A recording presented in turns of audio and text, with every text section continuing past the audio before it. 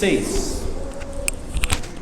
Mateus capítulo 26, a partir do verso 36. Abra lá as escrituras, por favor. Mantenha sempre a sua Bíblia aberta, que hoje eu quero fazer uma exposição do verso 36 ao 46. Mateus capítulo 26, verso 36 ao 46. Muito bem. E hoje eu quero fazer uma exposição, eu quero falar sobre a angústia do rei no Getsemane. E nós veremos o quão importante é essa mensagem, e nós veremos mais uma vez o quanto Cristo sofreu por nós ali, antes de ser preso, antes de ser sentenciado, antes de ser crucificado. Ele já estava nesse estágio de sofrimento. E Mateus capítulo 26, de 36 a 46, fala da angústia que Jesus teve ali no jardim do Getsemane. E nessa noite, as Escrituras nos ensinarão a como enfrentar as nossas angústias também.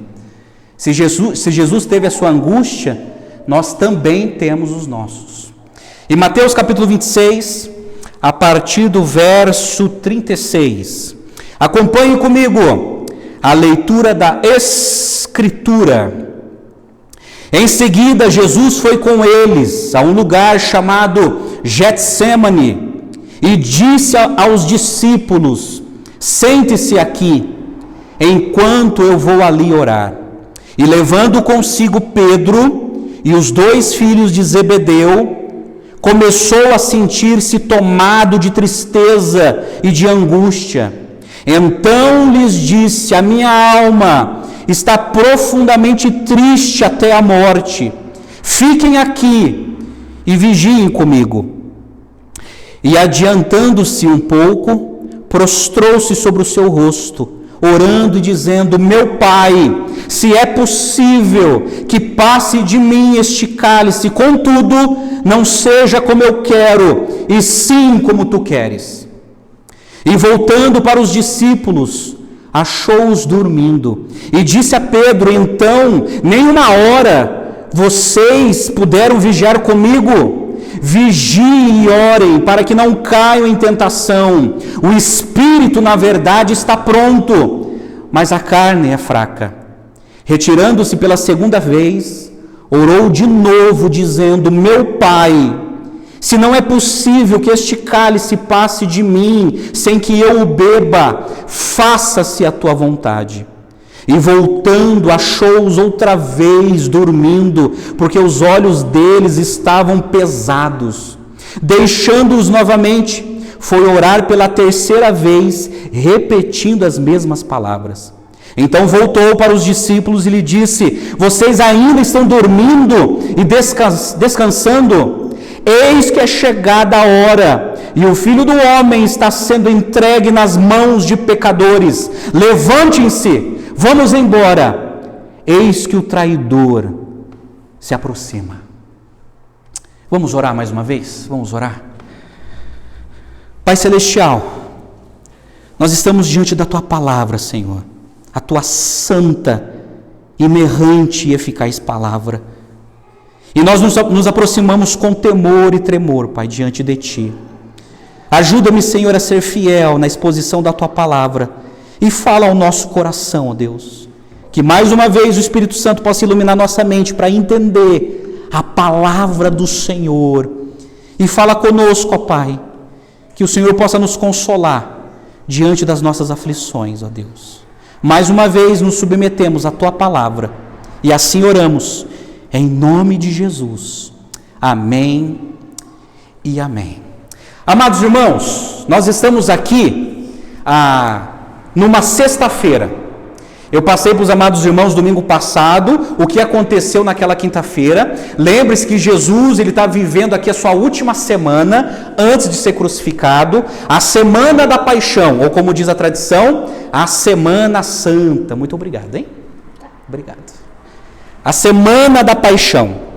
E esse episódio aqui, histórico, aconteceu na sexta-feira. Dizem os estudiosos que esse episódio aconteceu entre meia-noite 1:02 da madrugada. E Jesus estava ali no Getsemane, e no Getsemane aconteceu a questão da oração, da traição, da prisão e do abandono. Pois bem, nós estamos em Mateus capítulo 26.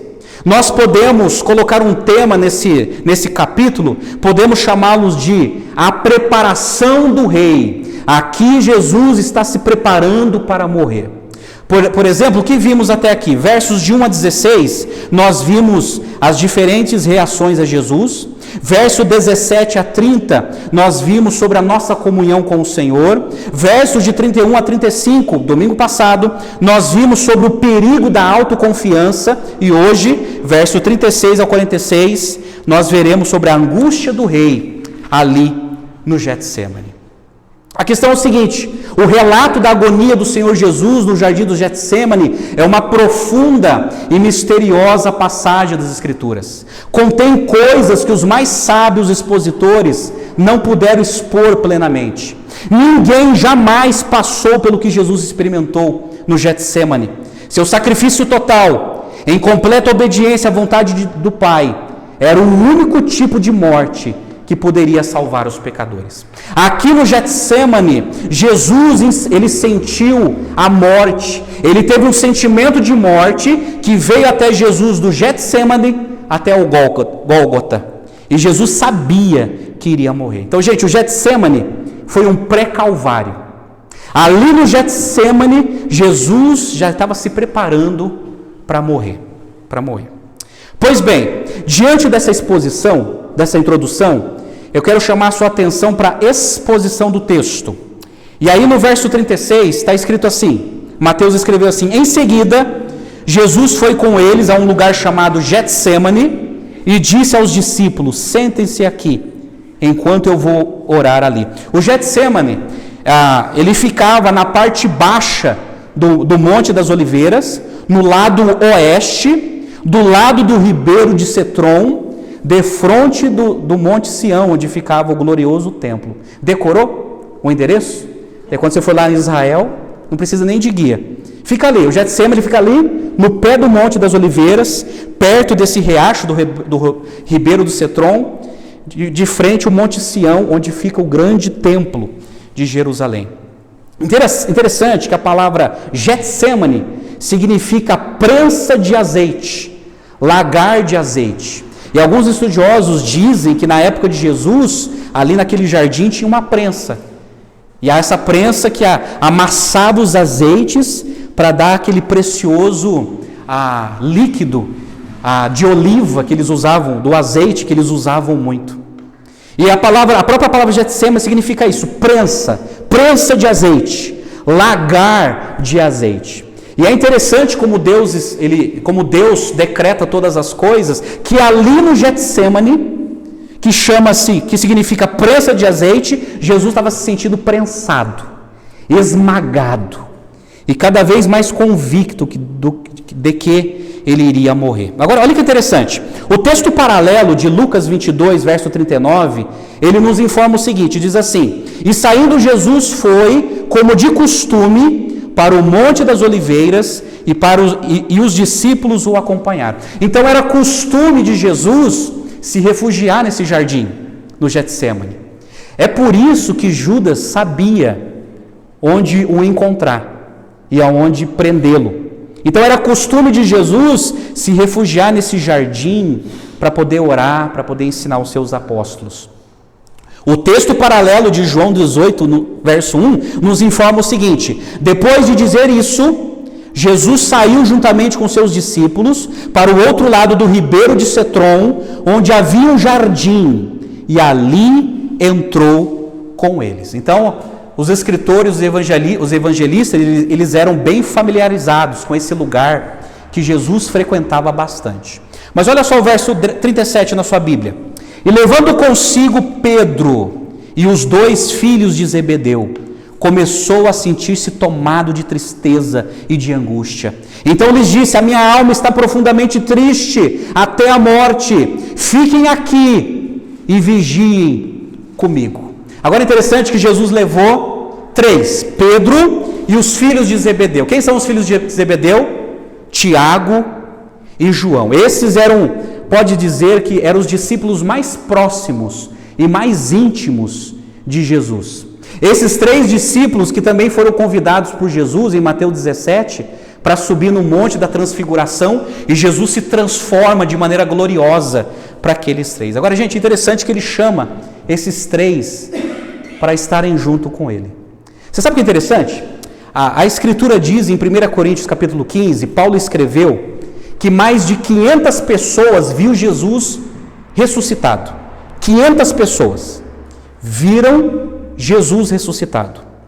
Então já é um grupo grande, né? 500 pessoas. Lucas capítulo 10 diz que Jesus enviou 70 discípulos para evangelizar, de 2 em 2, 70 discípulos. Desses 70 discípulos, a Bíblia diz que Jesus, ele selecionou 12 para serem apóstolos. E desses 12, Jesus tinha 3 amigos íntimos: Pedro, Tiago e João. Eram os amigos que mais estavam próximos de Jesus, e em solenidades especiais Jesus chamou esses 3. Jesus, ele não queria ficar sozinho naquele momento de angústia.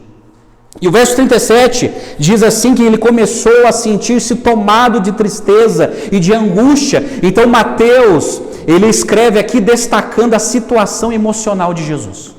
Jesus estava começando a ficar abalado emocionalmente. E as palavras que Mateus emprega é essa: ele estava tomado de tristeza e angústia. E ele coloca o depoimento de Jesus no verso 38, quando Jesus diz assim: a minha alma está profundamente triste até a morte. Sua angústia não tinha nada a ver com o medo dos homens, a sua angústia não tinha nada a ver com os tormentos físicos da cruz. E naquela época, todo judeu sabia como era o sofrimento na cruz, porque muitos eram crucificados naquela época, e era algo terrível. Mas a angústia de Jesus não estava restrito nisso, nem medo de homens e nem o medo da cruz. Ele estava triste porque dentro de poucas horas ele beberia o cálice da ira divina contra o pecado. Essa foi a sua angústia. A sua angústia não era a violência dos homens. A sua angústia não estava baseada na sentença dos homens. A sua angústia era em saber que em poucas horas a ira, o cálice da ira de Deus ia ser derramado sobre Jesus, ali na cruz. E aí no verso 38, ele faz um pedido carinhoso: fiquem comigo, fiquem aqui e vigiem comigo. Aqui Jesus faz um pedido para os seus discípulos, amigos, para que ficassem em vigilância orando. E Jesus, mais uma vez, ele revela a sua humanidade, se identificando com o sofrimento humano. Está aqui.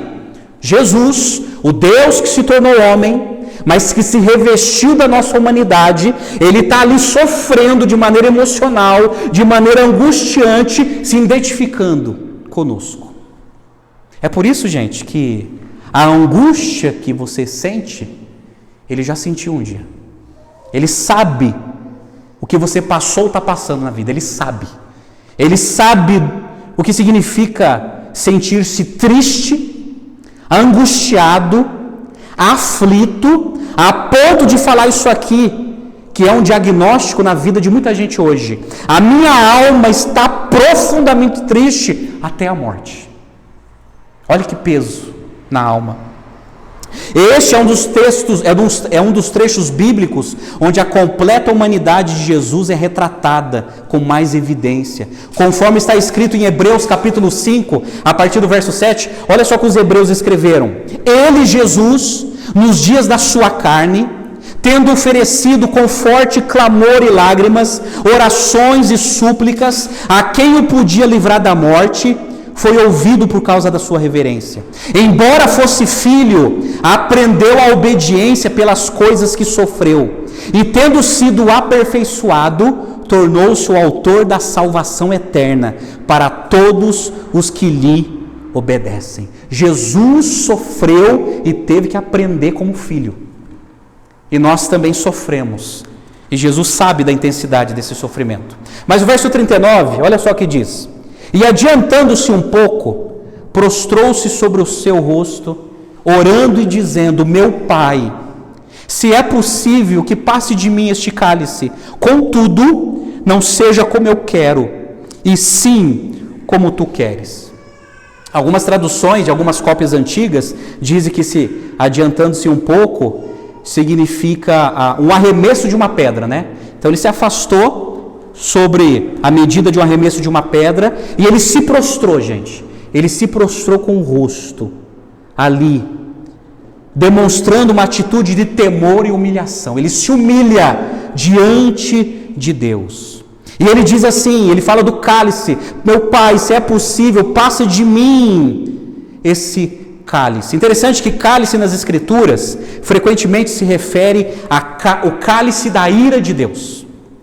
Por exemplo, em Jeremias capítulo 25, tem vários textos que falam desse cálice. Eu só selecionei um. Jeremias 25, verso 15 diz assim: porque assim me disse o Senhor, o Deus de Israel: pegue o cálice do vinho do meu furor, que está em minha mão, e faça com que bebam dele todas as nações, os quais eu o enviar. Então, quando a Bíblia fala sobre o cálice, muitas vezes está se referindo a sofrimento. Quando a Bíblia fala sobre um cálice, a Bíblia está se referindo à ira de Deus, que vai ser derramado entre todas as nações. E Jesus está dizendo: Pai, se é possível, passa de mim esse cálice. Pai, essa ira é muito pesado.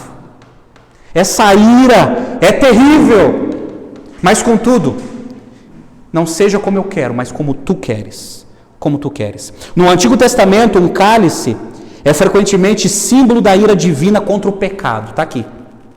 No dia seguinte, Cristo carregaria os pecados de muitos, e a plenitude da ira divina cairia sobre ele. Esse foi o preço do pecado que ele carregou, e ele o pagou plenamente. O cálice da ira de Deus vai ser derramado sobre Jesus na crucificação. Agora, gente, olha o verso 39, a maneira como Jesus ora: contudo, não seja como eu quero, e sim como tu queres. Isso não indica nenhum conflito entre as pessoas da Trindade. Antes, revela de maneira clara como Cristo, em sua humanidade, voluntariamente rendeu sua vontade à vontade do Pai em todas as coisas, de modo tão preciso que não haveria conflito entre a vontade divina e os desejos dele. Então Jesus aqui, como homem, ele estava se submetendo à vontade decretativa do Pai. Que seja feita a tua vontade, não como eu quero, mas como o Senhor quer. Interessante, eu concordo com o comentarista Fritz Heiniger, quando ele diz assim, abre aspas: a luta no Getsêmani foi travada em torno da aceitação clara e espontânea da morte na cruz. O mesmo Jesus que havia recusado o domínio sobre nós sem Deus, na tentação do deserto, agora concorda em morrer por nós, com Deus, no jardim do Getsêmani. Ele está aqui se submetendo a morrer pelas mãos de Deus em favor de nós. O texto paralelo de Marcos 14, verso 36, nos informa um detalhe na oração de Jesus. Marcos colocou assim, Jesus orando: Abba, Pai, tudo te é possível, passa de mim este cálice, porém, não seja como eu quero, e sim como tu queres. Essa expressão Abba é uma expressão no aramaico, que era o idioma popular que Jesus falava. Era uma expressão carinhosa, chamando Pai de Pai querido, Paizinho, passa de mim este cálice, mas que seja feito o teu querer, que seja feito o teu querer. E aqui nós podemos perceber nas palavras de Jesus, ele com muita angústia se submetendo à vontade do Pai. Aí no verso 40, diz assim: e voltando para os discípulos, achou-os dormindo, e disse a Pedro: então nem uma hora vocês puderam vigiar comigo? Vigiem e orem, para que não caiam em tentação. O espírito, na verdade, está pronto, mas a carne é fraca. Aqui Jesus dá uma grande advertência para os discípulos, começando por Pedro. Agora é interessante, gente, como Mateus, ele era muito habilidoso no seu registro. Ele faz questão de colocar o nome de Pedro ali. Jesus puxando a orelha disse a Pedro. Sabe por quê? Aqui Mateus, ele quer trazer na mente dos primeiros leitores aquilo que Pedro já tinha falado. A autoconfiança pecaminosa dele. Quando ele falou para Jesus, olha, eu estou preparado para morrer por ti. Então aqui Mateus, ele está destacando Pedro. Pedro, aquele autoconfiante pecaminoso, e agora não está conseguindo nem orar, e depois vai negar a Jesus. E Jesus dá uma bronca neles. Nenhuma hora, nenhuma parte da vigília vocês não podem vigiar e orar comigo. Aí no verso 41 ele diz assim, vigie e orem, para que não caiam em tentação. Mesmo em sua agonia, Jesus estava preocupado com os seus discípulos. Vigiem, orem, para que não caiam em tentação. O espírito, na verdade, está pronto, mas a carne é fraca. Jesus disse isso porque estava familiarizado com o sentimento das fraquezas humanas, mas sem pecado. Gente, quando Jesus diz assim, o espírito está pronto, ele está falando da disposição. Olha, vocês estão dispostos a obedecer a Deus, mas se vocês não se submeterem a Deus e não orarem, a carne, a nossa natureza pecaminosa, que é inclinado para o mal, vai querer pecar contra Deus. Então cuidado. Eu sei que há um desejo no coração de vocês de obedecer, mas a nossa carne, ela deseja aquilo que Deus reprova. Então vigiem e orem. E Jesus, ele era familiarizado com esse tipo de fraqueza, mesmo não cometendo esse pecado e essa fraqueza. Como diz Hebreus 4,15, que está escrito assim, porque não temos sumo sacerdote que não possa se compadecer das nossas fraquezas. Pelo contrário, ele foi tentado em todas as coisas, a nossa semelhança, mas sem pecado. Então aqui Jesus está advertindo, olha, orem, vigiem, vocês estão dispostos, mas vocês não podem dar vazão à carne, senão vocês serão tentados. O apóstolo Paulo, ele ficou tão preocupado com isso, que ele escrevendo a sua carta aos Gálatas, capítulo 5, versos 16 e 17, ele diz assim, digo porém o seguinte, vivam no Espírito, e aqui ele está se referindo ao Espírito Santo, vivam no Espírito, e vocês jamais satisfarão os desejos da carne, porque a carne luta contra o Espírito, e o Espírito luta contra a carne, porque são opostos entre si, para que vocês não façam o que querem. Então Jesus está advertindo os seus discípulos, orem, vigiem, para que vocês não venham cair em tentação. Aí no verso 42, diz assim, retirando-se pela segunda vez, orou de novo dizendo, meu Pai, se não é possível que este cálice, se não é possível que este cálice passe de mim sem que eu beba, faça-se a tua vontade. Ele se retirou pela segunda vez. Diante da agonia, Jesus persiste em oração. E ele diz, meu Pai. Mais uma vez, Jesus demonstra sua angústia, mas se submete à vontade do Pai. Gente, aqui, guarda isso aqui, essa expressão aqui. Como cristãos, a gente tem que guardar essa expressão, gente, porque quando se trata de oração, os ensinamentos hoje são muito distorcidos. E esquisitos, por vezes. Porque Jesus ele fala assim, meu Pai, se não é possível que este cálice passe de mim, sem que eu beba, faça-se a tua vontade. Jesus estava cumprindo aquilo que ele ensinou na oração do Pai Nosso, conforme Mateus 6,10, venha o teu reino, seja feita a tua vontade, assim na terra como no céu. Então, quando nós orarmos, a fórmula teocêntrica correta é essa, Senhor, seja feita a tua vontade. Agora tome cuidado, gente, que alguns círculos evangélicos ensinam algumas heresias, como assim, Senhor, eu determino que o Senhor faça, eu determino em nome de Jesus que o Senhor tem que fazer. Gente, isso é heresia, isso é estupidez. A oração bíblica, teocêntrica, correta, é essa aqui, Senhor, o Senhor sabe do que eu necessito, o Senhor sabe o que eu estou passando, porém, seja feita a tua vontade.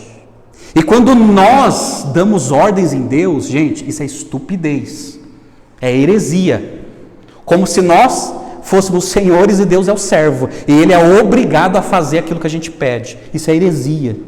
determinar aquilo que Deus tem que fazer, isso é antibíblico. Em muitos lugares é ensinado isso, infelizmente. Certa vez eu ouvi uma heresia de um desses mercenários da televisão dizendo assim que a gente tem que colocar Deus na parede. A gente tem que colocar Deus na parede e dizer: eu determino em nome de Jesus que o Senhor tem que fazer. Eu falei: meu Deus do céu, a Bíblia não ensina isso. Ou, por exemplo, aquele jargão: Senhor, eu não aceito e eu exijo em nome de Jesus que o Senhor faça isso. Gente, quem somos nós para falar isso com Deus? Nós que somos escravos, nós que somos servos. E tem muitas pessoas que crê num Deus da sua imaginação, num Deus pequeno, a ponto de decretar ordens a Deus, exigindo como se fosse um sindicalista. Parece um sindicalista falando: olha, eu estou aqui para reivindicar os meus direitos, porque eu sou filho de Deus, eu não nasci para ser cauda, eu nasci para ser cabeça, então eu exijo, Senhor, que o Senhor faça. Estupidez, heresia, antibíblico é isso. Mas a fórmula, gente, é isso: Senhor, seja feita a tua vontade. O Senhor sabe do que eu necessito, o Senhor sabe do que eu preciso, porém não seja como eu quero, mas como tu queres. Gente, essa oração fala ao coração de Deus. Fala ao coração de Deus. Mas no verso 43 diz assim: e voltando, achou-os outra vez dormindo, porque os olhos deles estavam pesados. Deixando-os novamente, foi orar pela terceira vez, repetindo as mesmas palavras. O texto paralelo de Lucas 22, 45 nos informa o motivo de tanta sonolência. Olha que interessante que Lucas colocou: levantando-se da oração, Jesus foi até onde os discípulos estavam e os encontrou dormindo de tristeza. Olha que coisa, eles estavam dormindo de tristeza. Talvez lembrando do que Jesus já tinha dito, que ele seria crucificado, que ele seria sentenciado, e estava dormindo, largado, triste ali. Mas aí, Jesus, diz a Escritura, deixando-os novamente, foi orar pela terceira vez, repetindo as mesmas palavras. Aqui, gente, Jesus, ele não está reproduzindo uma oração mecânica, repetitiva e decorativa, como faziam os pagãos, tá?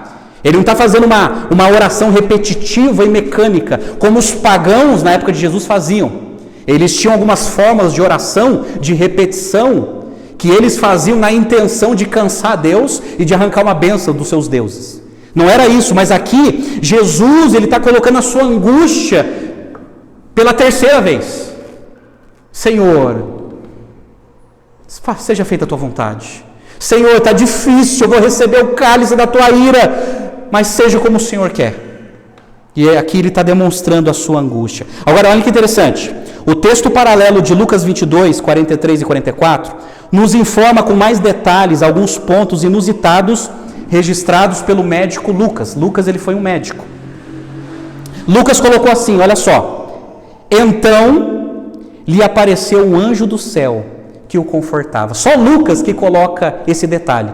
Mateus não colocou e nem Marcos. Então Lucas coloca que quando Jesus estava ali, angustiante, orando, um anjo veio confortar Jesus. Aí entra o olhar clínico de médico. No verso 44 de Lucas 22 está escrito assim: e estando em agonia, orava mais intensamente, e aconteceu que o suor dele se tornou como gotas de sangue, caindo sobre a terra. Esse detalhe aqui só Lucas colocou.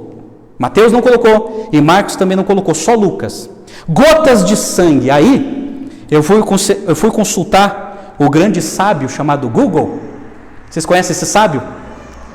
Gotas de sangue, isso aqui chama-se hematitrose. Hematitrose, correto? Trose. Drose. Hematidrose. É o seguinte: hematidrose afeta o rosto, as orelhas, o nariz e os olhos, mas na sua origem também está em outro fenômeno, as lágrimas de sangue. A ciência sabe que este fenômeno do corpo humano está associado a momentos de maior pressão, tensão ou estresse. De acordo com a Time, o medo e o estresse emocional intenso podem também impulsionar essa condição. pois esses estados emocionais têm um impacto direto nos microvasos sanguíneos das glândulas sudoríparas que explodem e dão origem à saída de sangue em simultâneo com o suor. Está aqui.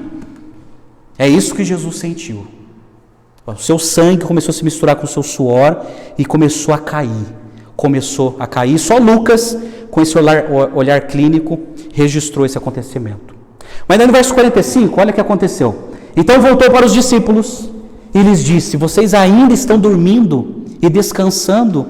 Eis que é chegada a hora, e o Filho do Homem está sendo entregue nas mãos de pecadores. Levantem-se, vamos embora. Eis que o traidor se aproxima. Então Jesus se aproxima, eles estão dormindo. Marcos 14 registra Jesus falando assim: basta, chegou a hora. E o verso 46, aí de Mateus 26, Jesus fala: levante-se e vamos embora. Jesus se levantou não para fugir, mas para ir ao encontro da multidão que ia chegar no jardim do Getsemane. Ele estava preparado para o encontro. Jesus não mais falara de seu sofrimento. A preparação para o sofrimento já estava posta, e ele estava preparado para se entregar e para morrer.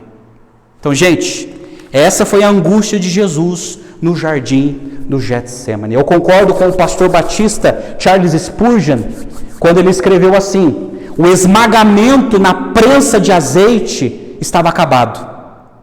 A longa espera pela hora da traição terminou. E Jesus se levantou calmamente, divinamente fortalecido, para passar pelas terríveis provações que ainda esperavam por ele, antes que cumprisse plenamente a redenção do seu povo eleito.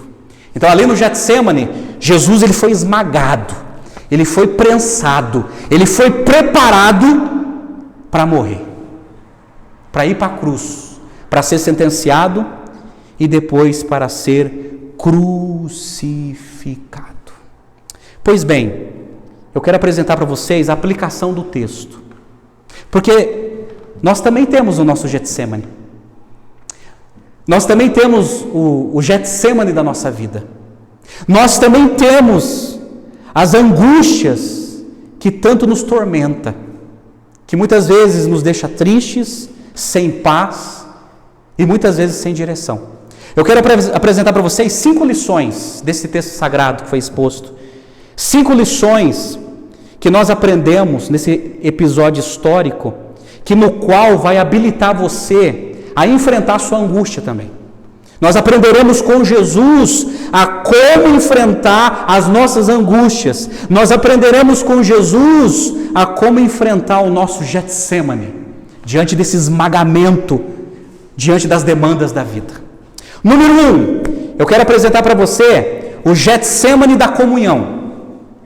Verso 36 e verso 37, a primeira parte. Quando Jesus, de costume, ele foi para o jardim do Getsemane, ele estava com seus discípulos, e quando ele foi orar, ele chamou os seus amigos. Chamou 3 dos seus amigos, Pedro, Tiago e João. A questão é o seguinte: diante da aflição, não se isole. Não se isole. Tem muitas pessoas que ficam tão angustiadas nessa vida que se isolam. Se isolam. E alguns se isolam, entram no quarto, colocam uma música depreciativa e ali começa o processo de angústia na alma. Não se isole. Jesus ele não quis se isolar, gente. O Filho de Deus não quis se isolar. Ele entra no jardim com seus discípulos, seleciona 3 e disse: fiquem comigo, vigiem comigo. Isso, não se isole. Aqueles que se isolam diante das angústias da vida são os que mais sofrem. São os que mais sofrem. São os que mais tomam decisões precipitadas e atitudes insensatas, que muitas vezes custam a vida. Não se isole. Mas a questão é o seguinte: diante do Getsemane da comunhão, estar junto com pessoa, tenha parceiros de oração.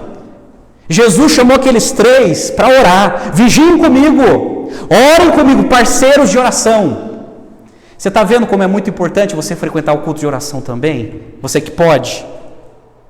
Nós precisamos ter pessoas para orar uns pelos outros, não adianta ficar isolado, não adianta ter uma espiritualidade solitária. Jesus não te chamou para ficar sozinho, para ter uma espiritualidade caseira, só em casa, não.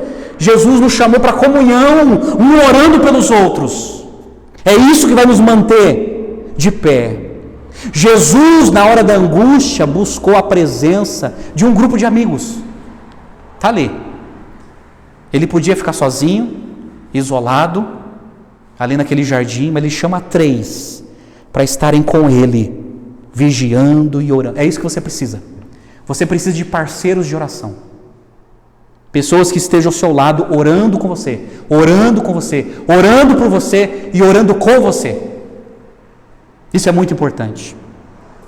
Olha o que está escrito em Hebreus capítulo 10, verso de 23 a 25. Eles escreveram assim: guardemos firme a confissão da esperança, sem vacilar, pois quem fez a promessa é fiel. Cuidemos também de nos animar uns aos outros no amor e na prática de boas obras. Não deixemos de nos congregar, como é o costume de alguns. Pelo contrário, façamos admoestações, ainda mais agora que vocês veem que o dia se aproxima.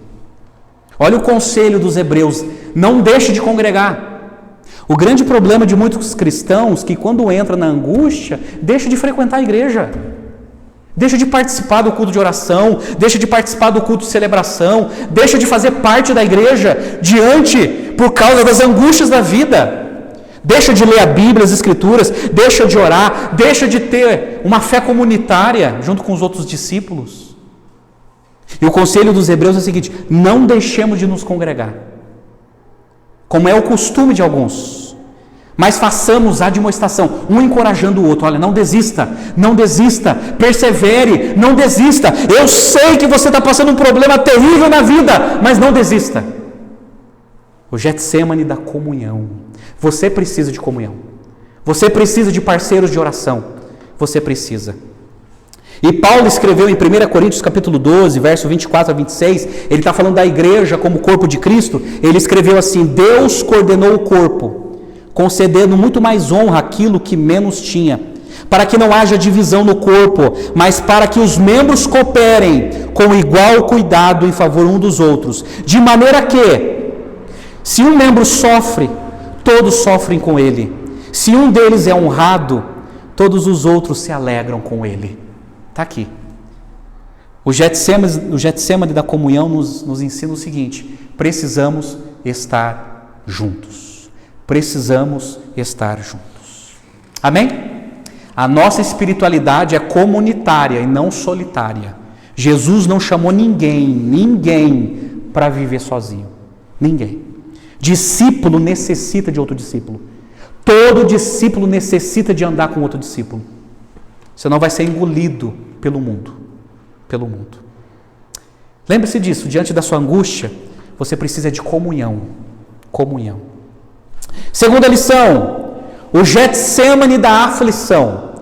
Verso 37 a 38. Muitas vezes nos sentimos prensados e esmagados pelos problemas da vida. Muitas vezes nos sentimos esmagados pelos problemas da vida, as angústias da vida, as decepções que nós temos, as frustrações que nós temos, e nos sentimos literalmente prensados, como se prensa uma oliveira para sair aquele líquido. Nós nos sentimos esmagados por problemas e por pessoas. Isso é terrível. Mas Jesus, ele quer nos ensinar aqui, gente, que todo cristão passa por aflição. Nós não estamos numa redoma guardados, no qual nada vai acontecer com a gente. Essa é outra mentira da teologia da prosperidade.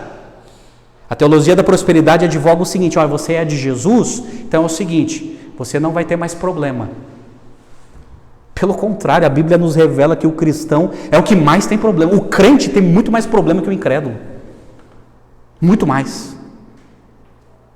Mas Jesus deixa claro o seguinte: todo cristão, todo seguidor de Jesus vai passar pela aflição. Todo cristão vai entrar num estado de angústia. Todo cristão. É por isso que em João 16:33, João 14, 15 e 16, ele fala da missão da igreja e da presença do Espírito Santo. Ele fala, olha, é o seguinte, eu vou embora, mas o Consolador vai vir, ele vai capacitar vocês, ele vai dirigir vocês serão odiados por causa de mim, João capítulo 15, mas lá em João 16, verso 33, ele termina o discurso dele falando assim, eu falei essas coisas para que em mim vocês tenham paz, no mundo vocês passarão por aflições, mas tenham ânimo, eu venci o mundo. Jesus deixou bem claro que os seus seguidores passariam por aflições. Ele não poupou ninguém. Você quer me seguir? Está disposto a carregar a cruz? Você também vai sofrer. E você vai sofrer por causa de mim, por ser meu seguidor. Vocês sabem que muitas aflições que passamos na vida, elas são baseadas por decisões erradas que tomamos na vida. Isso provoca muita aflição. Passamos por aflições como uma contingência da vida, quando o pecado entrou no mundo, o sofrimento entrou no mundo, e o sofrimento, ele passa por todas as pessoas, crentes, incrédulos, ateus e religiosos, mas também nós somos afligidos pelo fato de seguir a Jesus, de amar a Deus, de querer viver com Deus, e somos afligidos por isso. Mas olha só, a aflição, gente, ela tem uma questão pedagógica na nossa vida. Quando nós sofremos, quando nós somos afligidos, Deus está ensinando alguma coisa. Interessante que Paulo entendeu isso. E ele escrevendo a sua carta aos Romanos, capítulo 5, verso de 1 a 5, gente, olha só o que ele escreveu. Primeiro ele fala da salvação de Deus, a justificação de Deus perdoando os nossos pecados. E depois ele fala o papel do sofrimento na vida do cristão. Olha só o que ele escreveu. Justificado, pois, mediante a fé, temos paz com Deus por meio do nosso Senhor Jesus Cristo, pelo qual obtivemos também acesso pela fé a esta graça na qual estamos firmes e nos gloriamos na esperança da glória de Deus. Aí o verso 3, ele fala do sofrimento na vida do cristão. E não somente isto, mas também nos gloriamos nas tribulações, sabendo que a tribulação produz a perseverança produz a experiência produz a esperança. Ora, a esperança não nos deixa decepcionados, porque o amor de Deus é derramado em nosso coração pelo Espírito Santo que nos foi dado. Você entendeu o texto? Paulo está agradecendo a Deus pelas tribulações. Ele está dizendo que a tribulação produz perseverança. A perseverança produz experiência. E a experiência produz esperança. E nós não somos decepcionados porque o Espírito Santo foi derramado em nós, ele mora em nós e ele sempre atualiza na nossa mente que Jesus está conosco. Você está entendendo a pedagogia do sofrimento? Porque, gente, eu não sei, eu como pastor, eu tenho percebido o seguinte, que quando há sofrimento, parece que as pessoas são mais crentes. Já percebeu isso? Parece que no sofrimento, os cristãos são mais crentes, são mais devotos, são mais consagrados, são mais puros. Mas parece que quando não há aflição, é um cristianismo superficial, sem graça, sem santidade, sem profundidade, é um cristianismo mundano, se parece mais com o mundo do que com Deus. Mas parece que quando bate a aflição, quando bate o sofrimento, quando vem a perda, quando vem a angústia, as pessoas se prostram. Senhor, tem misericórdia de mim. Tem misericórdia de mim, Senhor. Perdoa os meus pecados, eu quero consagrar a minha vida. É isso que Paulo está dizendo. A tribulação produz perseverança. Eu estou perseverando. Eu estou aqui amando a Cristo. E a perseverança produz experiência. Isso é, quem tem experiência tem história para contar. A história de Deus na minha vida. E isso provoca na gente esperança, porque Deus nunca desistiu de nós. Ele nunca desistiu de nós. Então, essa é a aflição. Você está enfrentando uma aflição na vida? Eu quero dizer para você que Deus está esculpindo em você a imagem do Filho dele. Porque Jesus também sofreu, ele aprendeu através da obediência, sofreu também através da obediência. E Paulo declarou em Romanos 8,18: porque para mim tenho por certo que os sofrimentos do tempo presente não podem ser comparados com a glória que em nós há de ser revelada. Paulo está dizendo, olha, nós sofremos, nós estamos passando por aflições, mas isso não se compara com aquilo que Deus preparou para nós. Não se compara. Vale a pena ser afligido, porque isso produz perseverança, experiência e esperança. Qual é a sua aflição? Lembre-se, através da sua aflição, Deus está trabalhando no seu coração. De maneira pedagógica, de maneira amorosa, Ele está trabalhando em você. Ele está trabalhando em você para depois trabalhar através de você, usando a sua vida para a glória dEle. Amém? Terceiro, o Getsêmani da oração. Nós vimos que Jesus, ele foi naquele jardim para orar. Jesus buscou alívio num tempo intenso de súplica. Na oração, nós nos submetemos à vontade de Deus. Está aqui, gente. Quando nós oramos, quando nós falamos com Deus, nós estamos nos submetendo à vontade de Deus. E é isso que Jesus fez, falando, olha, não seja como eu quero, como tu queres, que seja feita a tua vontade, a oração. Está escrito em 1 João 5,14. João, ele entendeu isso e na sua carta ele escreve assim: e esta é a confiança que temos para com Ele, que se pedirmos alguma coisa segundo a sua vontade, Ele nos ouve. Sabe por que tem muita oração nossa que Ele não atende? Porque não é da vontade dEle. Mas se pedirmos alguma coisa segundo a sua vontade, segundo os seus planos, segundo os seus propósitos, Ele nos ouve. Agora, se é para satisfazer a nossa carnalidade, os nossos deleites, centralizado no homem, muitas vezes a resposta é não. Porque muitas vezes nós oramos por um pão, mas no fim é uma pedra. Muitas vezes nós oramos por um peixe, mas no fim, e Deus conhece o nosso fim, pode ser uma serpente. Mas no Getsêmani da oração, gente, nós nos submetemos à vontade, nós nos humilhamos e passamos a falar, Senhor, faça que a tua vontade seja feita. Eu estou em sofrimento, eu estou aflito, a minha alma está aflita, mas que seja feita a tua vontade. Quando você fala isso, você está dizendo o seguinte, eu confio em ti.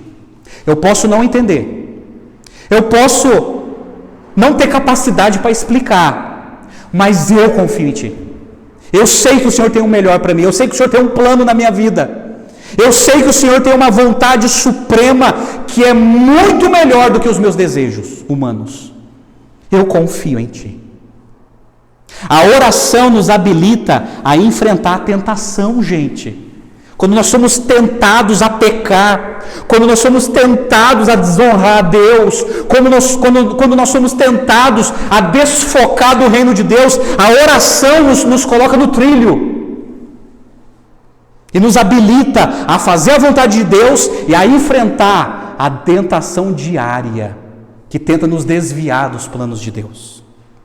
É por isso que Jesus afirmou no verso 41, vigiem e orem, para que não caiam em tentação. O espírito, na verdade, está pronto, mas a carne é fraca. O nosso maior inimigo é nós mesmos, o nosso eu, a nossa egolatria. Egolatria. É por isso que em 1 Coríntios, capítulo 6, verso 18, Paulo fala assim, fujam da prostituição. Então, quando se trata da nossa carne, Paulo fala assim, fujam. Quando se trata do diabo, lá em Tiago está escrito assim, submetam-se a Deus, resistam ao diabo e ele fugirá de vós. Em relação ao diabo, a palavra de Deus fala para a gente enfrentar. A gente não pode fugir do diabo, a gente tem que resisti-lo. E diz as escrituras que ele vai fugir. Mas quando se trata da nossa carne, Paulo fala que a gente tem que fugir. Fujam. A nossa carne é o nosso maior inimigo. É o nosso eu, a nossa natureza pecaminosa. E é a oração, gente, que nos habilita contra a tentação. Agora, olha só. Na oração encontramos a consolação. É na oração que encontramos a consolação. Agora lembre-se, precisamos entender que Deus não nos poupará das aflições, mas nos dará consolo em meio às aflições. Ele não vai poupar sofrimento. Ele não vai poupar angústia, mas é no meio disso que Ele vai consolar. Muitas vezes Ele não tira, mas é no meio desse turbilhão que Jesus Ele nos dá a consolação para poder enfrentar as aflições da vida. Eu concordo com o pastor Ronaldo Lidório, gente, ele é um missionário presbiteriano lá no Amazonas. Ele, na conferência da consciência cristã desse ano, ele pregou e ele falou assim: na medida que nós verdadeiramente cremos em Deus, somos tomados por um desejo profundo de realizar sua vontade. Portanto, a obediência é fruto da fé. Quanto mais nós oramos, nós somos tomados por um desejo para realizar a vontade de Deus. Quando menos oramos, ou quando nós não oramos, a nossa carne é que administra os nossos sentimentos e a nossa vida. Mas quando nós oramos, nós nos humilhamos diante de Deus, nós buscamos a vontade de Deus, nós somos tomados por um desejo sobrenatural de se submeter à vontade de Deus. E somos movidos pelo Espírito Santo. Amém, gente? Ore, oração. Nesse jardim do Getsêmani da nossa vida, a gente precisa se dedicar mais e mais em oração. Senão, meus amados, senão nós seremos frios, mundanos, superficiais e infrutíferos.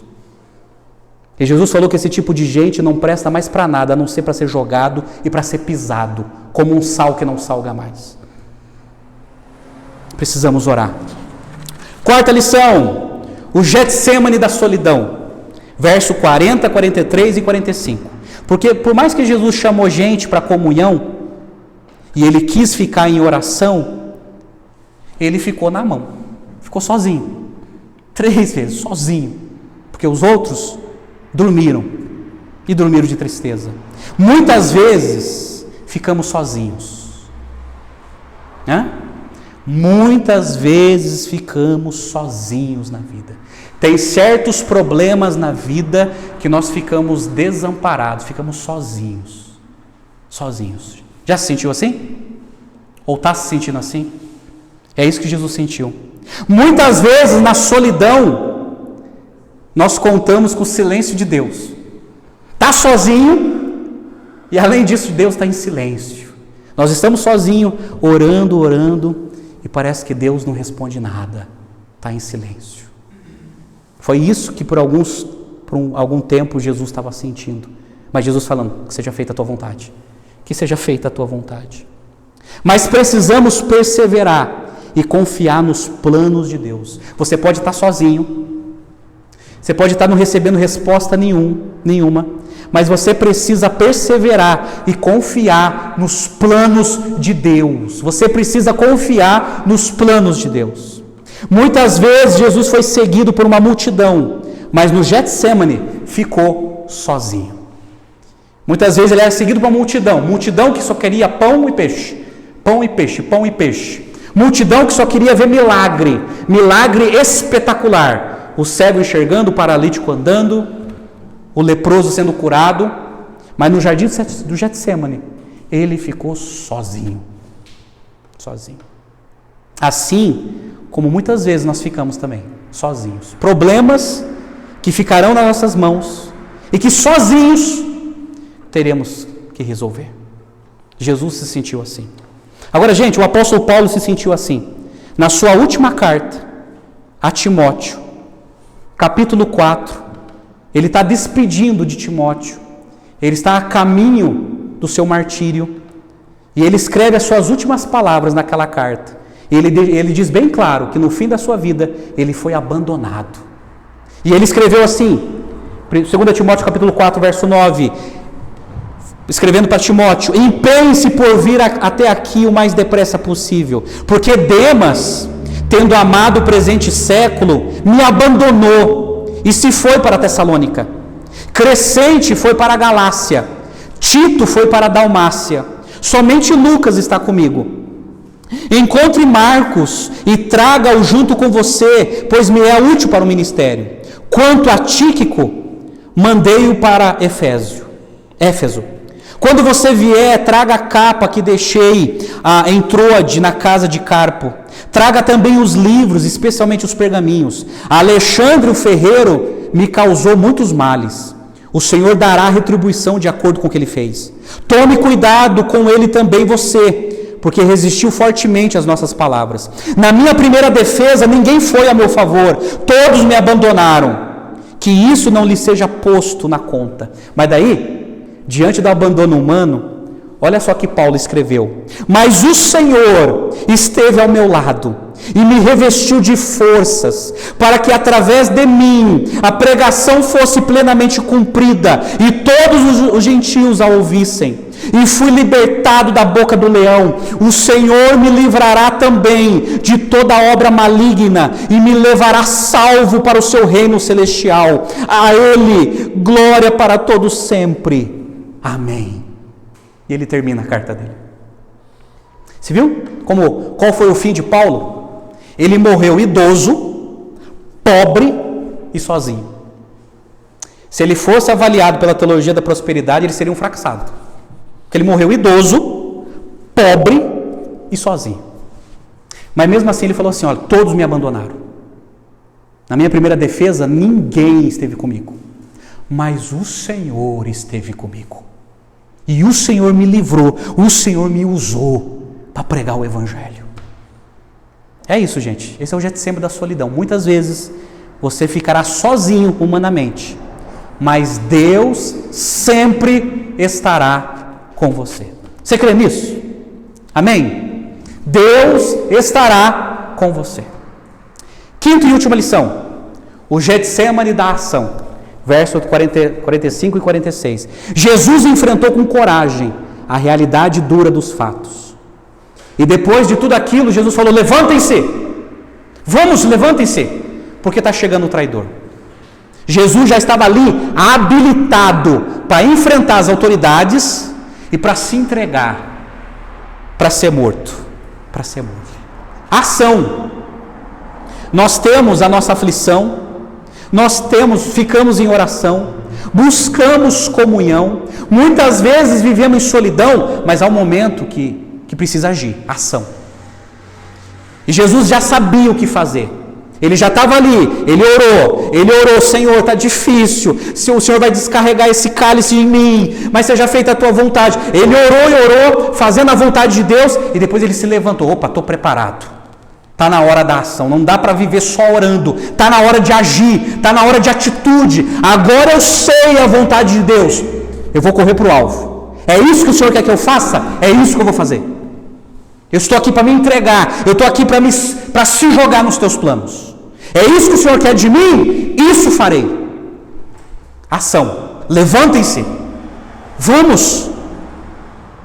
O traidor chegou, a multidão está chegando. Chegou a minha hora. Chegou a minha hora decretada por Deus. É isso.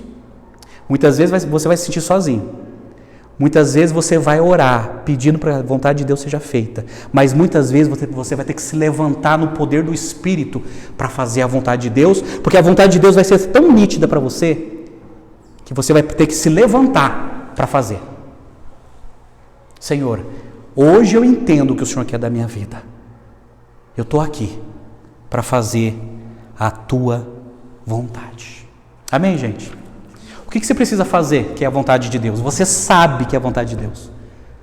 Você sabe que é a vontade de Deus. Chegou a hora de você se levantar para obedecer a Deus. Deixar de viver para si.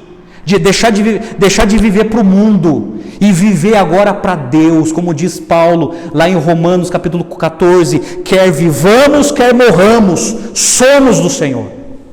Somos do Senhor. Amém, meus amados? Eu quero concluir com 2 pontos. 2 pontos de extrema importância, eu termino aqui. Nós vimos sobre o Getsemane da vida, o Getsemane da comunhão, o Getsemane da aflição, o Getsemane da oração, o Getsemane da solidão e o Getsemane da ação. Mas eu quero concluir com 2 pontos que eu quero passar para vocês. É o seguinte: primeiro, a Escritura fala de 2 jardins. O jardim do Éden é onde aconteceu a desobediência dos nossos ancestrais, Adão e Eva. O jardim do Getsemane é a obediência do nosso Senhor para nos salvar. Eu pergunto para você, qual o jardim que você está vivendo? Você está vivendo desobediência, em rebelião, como fez Adão e Eva? Que por incredulidade, tentado pela serpente, escolheram desobedecer a ordem de Deus e comeram daquele fruto, decretando a sua rebelião contra Deus, a sua emancipação contra Deus, a sua alienação de Deus, o seu afastamento de Deus. Aqueles que desobedecem a Deus são aqueles que estão no jardim do Éden, fazendo o que os nossos ancestrais fizeram. É o seu caso? Você está vivendo em desobediência? Você está vivendo em rebelião, fora dos planos? Todo aquele que vive fora do plano de Deus está vivendo uma rebelião. Porque uma das explicações da palavra pecado é isso, é viver afastado do plano original de Deus. E todos aqueles que estão afastados do plano original de Deus estão em pecado, estão em desobediência, estão separados de Deus. Esse é o jardim do Éden. Que quando nós lemos, isso nos remete uma desobediência, uma rebelião. Mas quando a gente abre no Novo Testamento e nós encontramos o jardim do Getsemane, nós encontramos a providência de Deus, que Deus enviou o seu Filho ao mundo para sofrer no Getsemane e no Gólgota, sendo crucificado, pagando pelo meu pecado, pelo seu pecado, para nos dar o perdão, a salvação e a vida eterna. Em qual jardim você está vivendo? Do Éden ou do Getsemane? Desobediência ou obediência? Fé ou incredulidade? Cuidado, eu quero persuadir você nessa noite a se arrepender dos seus pecados. O que é arrependimento? Arrependimento é metanoia, mudança de mente. Senhor, agora eu entendo a tua vontade. Eu entendo que eu estou tendo uma vida reprovável diante de ti. Eu quero deixar tudo. Arrependimento é mudança de pensamento, é mudança de sentimento, é mudança de comportamento. Eu quero abandonar meus pecados, eu quero viver com o Senhor, eu quero andar com o Senhor, eu quero viver para a tua glória. Isso é arrependimento. E a Bíblia fala que nós precisamos ter fé, é confiar naquilo que Jesus fez por nós. Você confia em Jesus? Você confia no que Ele fez por você lá no jardim de Getsemane? Quando Ele orou, Senhor, passa de mim esse cálice, mas seja feita a tua vontade, Ele estava dizendo, Senhor, eu quero morrer pelos meus. Senhor, eu quero morrer pelos meus discípulos. Eu sei que vai ser difícil, eu sei que vai ser pesado, eu sei que vai ser aterrorizante, mas eu estou disposto a morrer pelos meus discípulos. A morrer pelos meus discípulos. Por isso que Paulo escreveu em Romanos 5, verso 18, portanto, assim como por uma só ofensa veio o juízo sobre todos os seres humanos para condenação, assim também, por um só ato de justiça, veio a graça sobre todos para a justificação que dá vida. Porque, como pela desobediência de um só homem, muitos se tornaram pecadores, assim também, por meio da obediência de um só homem, muitos se tornarão justos. Jesus veio obedecer ao Pai para nos dar a salvação. Mas o segundo ponto que eu quero destacar aqui, aqueles que rejeitarem o sacrifício de Jesus, que bebeu o cálice da ira de Deus na cruz, e não crer nele e não segui-lo, sofrerá a ira vindoura.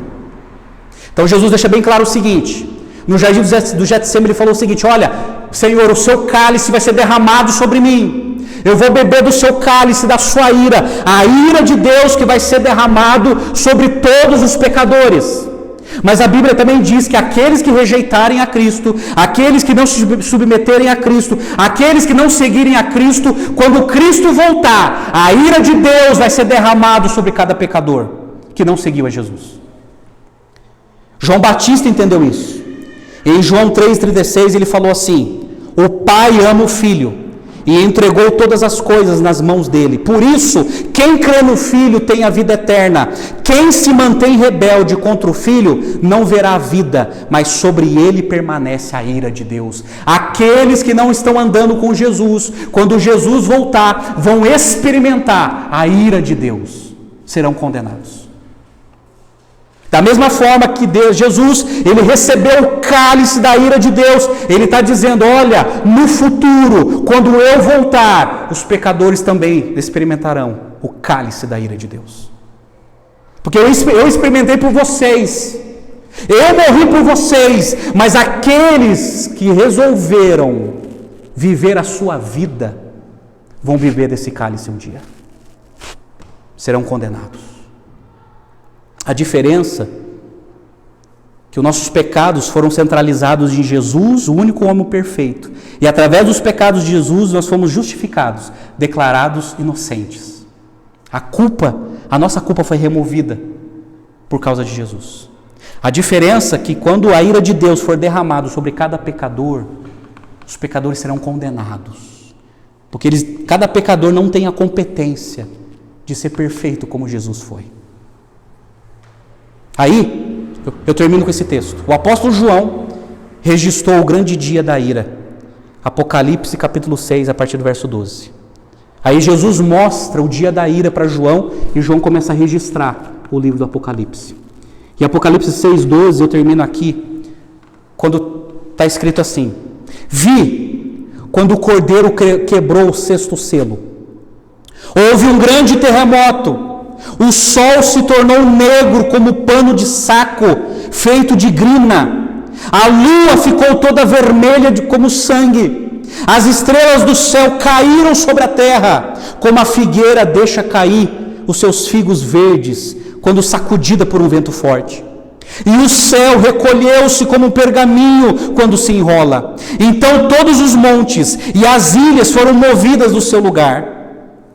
Os reis da terra, os grandes, os comandantes, os ricos, os poderosos e todo escravo e todo livre se esconderam nas cavernas e nos penhascos dos montes e disseram aos montes e aos rochedos: caiam sobre nós e nos escondam da face daquele que está sentado no trono e da ira do cordeiro, porque chegou o grande dia da ira deles.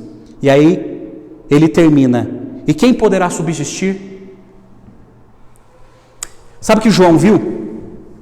O trono branco de Jesus e a ira de Deus, o cálice da ira de Deus sendo derramada na vida de todos aqueles que não seguiram a Jesus, que não amaram a Jesus, que tiveram prazeres no mundo, mas não se deleitaram em Deus, que não se arrependeram dos seus pecados, que não abandonaram os seus pecados, que não confiaram na cruz de Cristo, naquilo que Ele fez por nós. Essa ira vai ser derramada sobre cada pecador que não quis seguir a Jesus. Eu pergunto para você mais uma vez: que jardim que você está vivendo? Jardim do Éden, onde a obediência começou? Ou no jardim do Getsêmani, a semelhança do nosso Mestre, que obedeceu a Deus, que se entregou a Deus? Eu quero convidar você a entregar a sua vida a Jesus. A sua vida a Jesus. Isso é sério, gente. Isso é sério. Isso pode ser a última coisa que você vai ouvir da minha boca hoje. Todos aqueles que não se arrependeram, que não estão se arrependendo dos seus pecados e não estão seguindo a Jesus, um dia vai receber o cálice da ira de Deus. Mas para o nosso consolo, já tem um que passou isso por nós: Jesus. Jesus, Ele morreu por mim e por você. Amém? Fez sentido? Esse é o Getsêmani. Essa foi a angústia do rei no Getsêmani. Vamos orar? Vamos orar. Oh Pai Celestial, obrigado pela Tua palavra, obrigado pelo Teu Filho amado, que mesmo diante da angústia mais terrível, se ofereceu como ovelha para sofrer por nós, para morrer por nós. E mesmo não merecendo, o Senhor nos amou primeiro, enviando o Teu Filho para nos resgatar e para nos livrar da Tua ira que um dia será derramada sobre todas as nações e sobre todos aqueles que não Te amaram. Ó Deus, livra, Senhor, cada um de nós de tão grande condenação e coloca a convicção no nosso coração que o Senhor morreu na cruz para nos perdoar e para nos religar a Ti, Senhor. Ó Deus, que ninguém saia nessa noite sem tomar essa decisão no coração. Que cada um aqui nessa noite saia daqui, ó Pai, resoluto, tomando a decisão de se tornar um seguidor de Jesus, uma seguidora de Jesus e viver para fazer a Tua vontade. Que seja feita, Senhor, não a nossa, mas a Tua vontade, Senhor. E livra-nos, ó Deus, das nossas angústias. Ajuda-nos, ó Deus, a enfrentar as nossas aflições. Nós oramos e Te agradecemos. Em nome de Jesus. Amém. E amém, Senhor. E amém.